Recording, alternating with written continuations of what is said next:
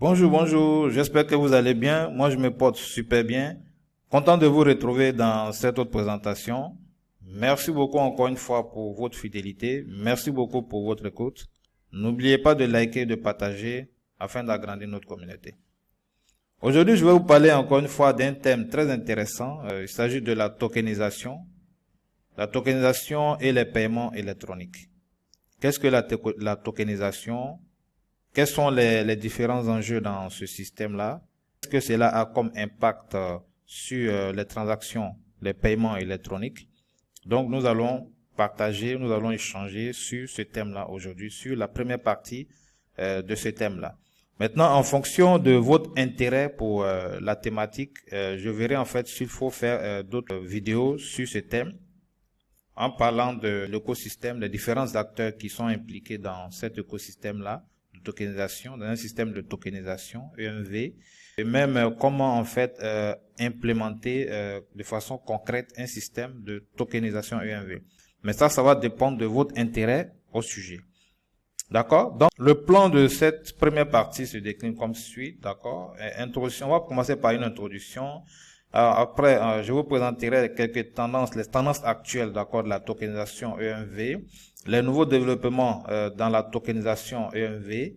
Également, on va parler des enjeux de la tokenisation pour l'avenir et on va terminer par une conclusion, d'accord? On rentre directement dans le vif du sujet. Il faut dire que la tokenisation est un concept, d'accord, qui a révolutionné la sécurité des paiements en ligne. La tokenisation EMV était spécifiquement utilisée pour les paiements en ligne. Lors de sa création, c'était spécifiquement vraiment pour sécuriser les paiements en ligne. Et en faisant quoi? En fournissant une méthode pour remplacer les informations sensibles de la carte de paiement par un jeton unique et aléatoire. Donc, quand on vous parle de tokenisation EMV dans un système de paiement électronique, sachez que c'est tout simplement remplacer les informations sensibles d'une carte de paiement par un jeton unique et aléatoire qui va être utilisé maintenant à la place de la carte dans les transactions de paiement électronique. D'accord? Depuis son lancement, il faut dire que la tokenisation EMV est devenue une norme pour les paiements électroniques sécurisés dans le monde entier. Et dans le cadre de cette présentation, nous allons passer en revue les tendances actuelles, les nouveaux développements dans ce domaine-là, d'accord, et puis comment elle s'est étendue également à différents canaux de paiement et quelques avantages. Nous évoquerons également les nouveaux développements en termes de sécurité et de convivialité, d'accord, les enjeux actuels et futurs, d'accord, en l'occurrence les réglementations, les implications des différents acteurs, les émetteurs, les acquéreurs et quelques opportunités de croissance dans ce secteur-là, d'accord.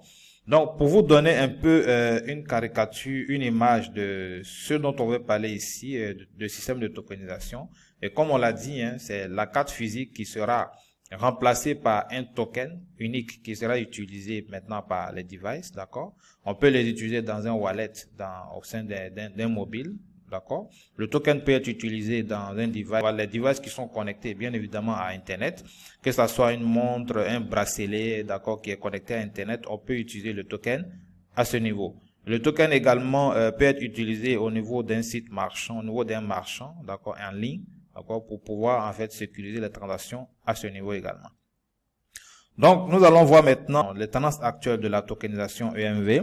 L'une des tendances, c'est l'extension en fait de la tokenisation EMV vers les canaux de paiement. Comme on l'a dit, au début en fait, c'était spécifiquement rattaché au paiement en ligne, d'accord. Mais maintenant, de plus en plus, c'est étendu à d'autres canaux de paiement, tels que les paiements mobiles, les paiements dans les applications, d'accord, utilisés dans des wallets, d'accord, les paiements sans contact, d'accord, et également les paiements intégrés dans les objets connectés. Donc, le paiement se fait de façon fluide et sécurisée à ce niveau.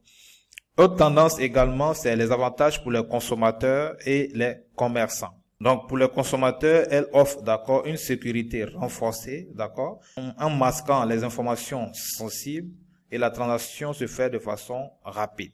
Pour les commerçants, il y a une réduction des risques de fraude et améliore l'efficacité de la gestion des paiements à leur niveau. Autre tendance actuelle de la tokenisation EMV, c'est l'adoption croissante dans les paiements internationaux. Les types de transactions comme les visas direct, OCT, AFT, les transactions monnaie saine pour Mastercard, comme on l'a eu déjà à échanger sur cette plateforme-là, d'accord? Tu utilises en fait cette technologie-là. Donc, cette adoption croissante de la tokenisation EMV à l'échelle internationale est rendue possible en grande partie par sa capacité, d'accord, à garantir la sécurité des paiements, d'accord, tout en facilitant les transactions à l'échelle mondiale. Une autre tendance actuelle de la tokenisation EMV, c'est le fait en fait d'allier le développement technologique, d'accord, à la sécurité et la convivialité, d'accord. Donc, en remplacement des solutions de tokenisation statique, il y a de nouvelles solutions qui sont mises en œuvre, telles que la tokenisation dynamique, qui génère un nouveau jeton à chaque transaction, d'accord, ce qui renforce bien évidemment la sécurité lors des transactions.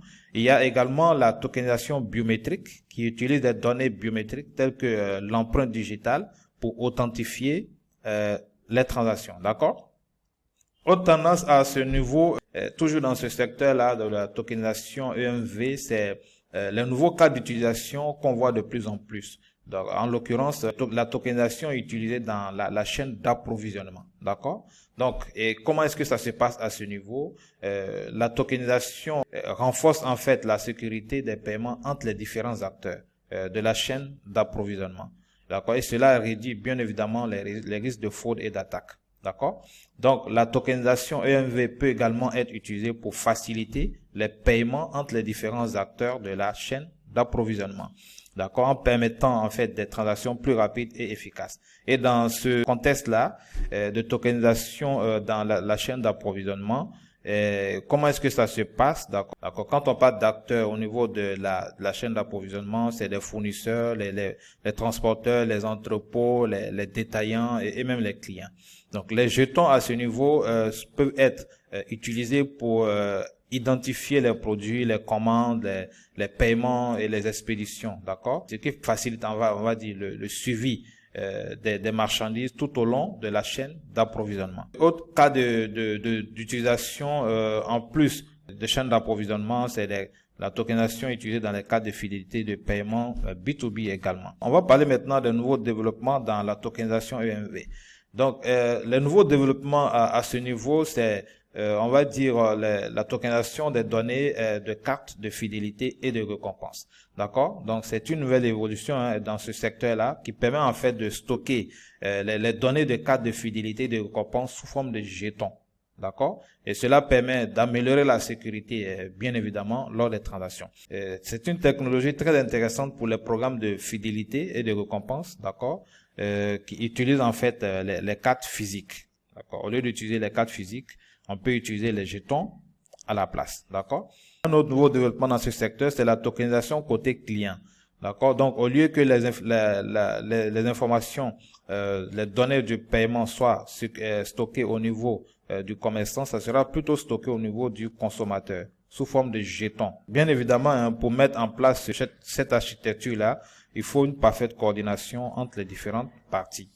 Un autre nouveau développement dans ce secteur également, c'est, on va dire, la transaction pour les paiements à distance, qu'on appelle card on file, d'accord? Et comment est-ce que ça se passe, d'accord? Ça permet en fait de faciliter les paiements à distance en ligne en stockant les informations de la carte sous forme de jetons afin d'authentifier les transactions. Donc, une fois que la transaction se fait une fois, les informations du paiement en fait sont stockées sous forme de jetons au niveau du commerçant pour pouvoir on va dire faciliter les transactions futures.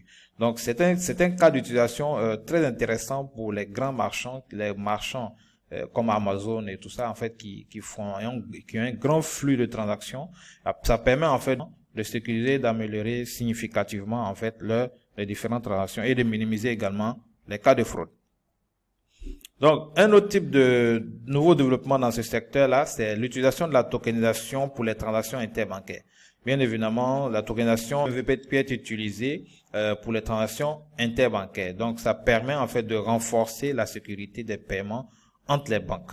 Donc, les jetons de tokenisation peuvent servir, d'accord, à authentifier les transactions interbancaires, ce qui peut réduire en fait les cas de fraude et tout ça. D'accord? Un autre nouveau développement dans ce secteur-là, c'est les nouveaux protocoles de tokenisation qui sont renforcés et d'autres qui sont en cours de développement afin d'améliorer la sécurité et l'efficacité, d'accord, de la tokenisation EMV. Comme on l'a dit tout à l'heure, quand on parlait de tokenisation dynamique, c'est des protocoles en fait qui sont derrière, qui permettent en fait de générer un nouveau jeton à chaque transaction, d'accord, ce qui réduit les risques de fraude.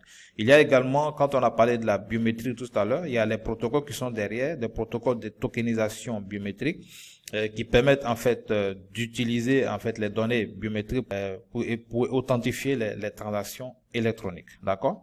Maintenant, je vais vous parler maintenant des enjeux de la tokenisation EMV pour l'avenir.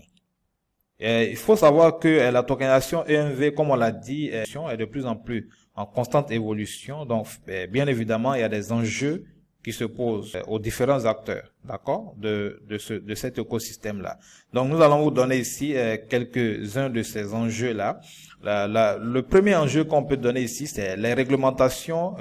Bien évidemment, suivent la marche. Les réglementations sont en constante évolution également aussi. Les réglementations en matière de sécurité des données, de confidentialité, évoluent également. Donc, il faudrait en fait que les acteurs puissent s'adapter aux réglementations juridiques et se conformer à ces exigences-là, d'accord? Il y a également les implications pour les émetteurs de cartes de paiement, les acquéreurs, les commerçants, les fournisseurs de paiement et services. Donc, il y a des implications forcément. En plus des réglementations juridiques là, donc il y a des implications qui se posent également aux acteurs là. Donc, l'adoption de la tokenisation EMV peut avoir un impact sur l'ensemble de l'écosystème des paiements électroniques. En termes d'infrastructure et de processus, ce qui pourrait bien évidemment entraîner des coûts et des défis opérationnels à relever. Il y a également comme enjeu les opportunités de croissance dans l'industrie de la tokenisation EMV. Malgré les enjeux, il y a de nombreuses opportunités de croissance dans cette industrie-là.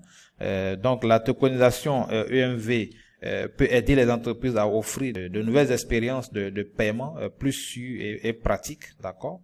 De nouvelles applications de tokenisation telles que la tokenisation dans les chaînes d'approvisionnement, par exemple, peut ouvrir en fait de nouveaux marchés pour les entreprises, d'accord? Donc, en termes de conclusion, il faut dire que la tokenisation est devenue une technologie clé, d'accord, dans l'industrie des paiements électroniques, offrant en fait de nombreux avantages en matière de sécurité, de convivialité, de commodité en fait pour les consommateurs et les commerçants.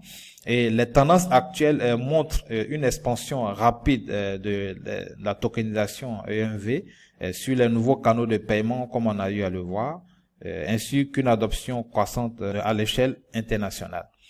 Donc, cependant, il ne faut pas oublier également les défis et les enjeux qui se posent à ce secteur-là, tels que la nécessité d'améliorer, on va dire, continuellement la technologie pour rester à l'avant-garde des menaces et des fraudes, d'accord, et respecter en même temps les exigences et les réglementations en termes juridiques et technologiques également. Et dans l'ensemble, il faut dire que l'avenir de la tokenisation EMV semble prometteur et offre de nouvelles perspectives, d'accord, intéressantes pour les acteurs de cet écosystème-là. Et donc, c'est une technologie qu'il va falloir évidemment suivre et pour être vraiment au parfum des nouvelles évolutions et avoir une expertise à ce niveau-là pour pouvoir se positionner sur le marché et prendre une bonne part de marché dans ce secteur-là. Ceci met un thème à notre présentation d'aujourd'hui. Merci beaucoup pour votre écoute. N'oubliez pas de liker si vous avez aimé et on se dit à la prochaine pour d'autres présentations. Bye.